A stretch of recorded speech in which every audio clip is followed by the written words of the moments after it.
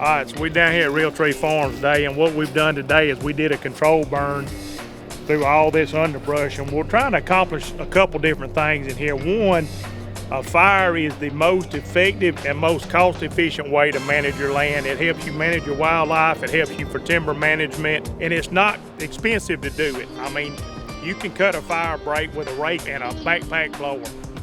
Most any outdoorsman has got access to that stuff. You don't have to have tractors with harrows and plows and bulldozers to cut your fire breaks. Always go in there, and we use like a 70-30 mixture on diesel fuel and gas is what we light in our drip torches. One of my favorite days of the year, getting to burn. I've always liked to play with fire, and now I get to do it. And typically we'll go through and we'll do a good back burn, and a back burn consists of lighting the fire that is burning against the wind. And what that does is that keeps you from getting a head fire too hot to destroy your pine trees, your oak trees, and all that. And it gives you a little bit more control over it. Sometimes you'll need to run a head fire through, like some of this in here. Our pines are big enough in here, we're not gonna hurt them, but we needed a little bit of heat in here to kill some of these other pines that are in here. Well, a lot of this we did today on the road beds and all. We actually just went through and blew the pine straw and the leaves off the interior road so we didn't mess all those up. So all that's gonna do is take all this ash that's on the ground, it's gonna put it right back in the ground. Promote, some of your forbs in here, and it's gonna grow up. It's gonna provide nesting cover for your turkeys.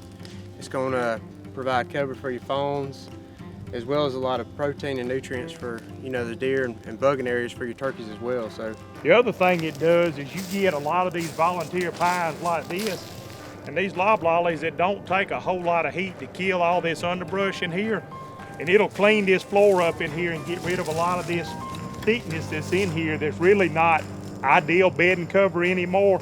It's kind of outgrown its use in here.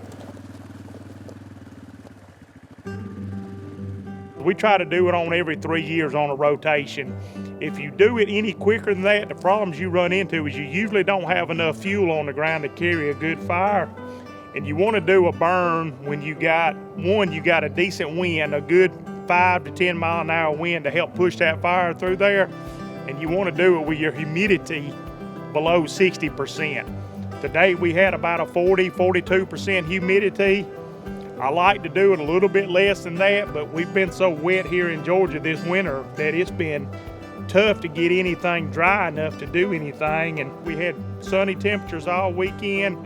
We got rain in the forecast tonight and tomorrow, rain coming back Thursday, and then all the following week, going into the first week of March, we've got rain for 3 or 4 days. So we rolled the dice on it, and it wasn't the most perfect conditions to do it. We still had a lot of moisture on the ground, but overall, I'm happy with the burn we got, and it turned out great.